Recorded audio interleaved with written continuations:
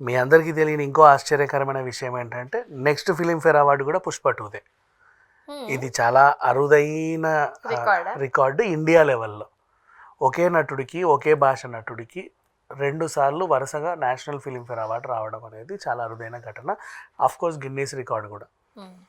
ఇంకా ఎందుకంటే పుష్ప టూలో తను చేసిన యాక్టింగ్కి. నెక్స్ట్ మనము burning star, rising star, laughing star, ఆ స్టార్ ఈ స్టార్ అని చాలామందికి పేర్లు పెట్టేశారు already. Megastar, power star, super star ఉన్నాయిగా ఇలాంటి స్టార్లు.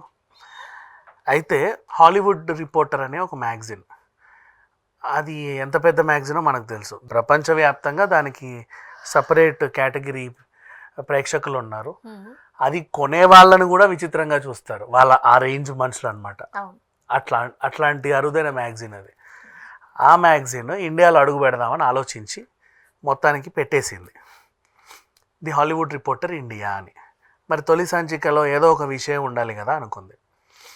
అమ్మ మీ తొలి సంచిక ఇండియాలో అడుగు పెడుతున్నారు, ఏముంది విషయం అంటే, మాకు అంతకు మించి ఇంకా నెక్స్ట్ గొప్పదనం ఏం కనబడలేదు ఈయన మొహం వేసుకునే కంటే అని.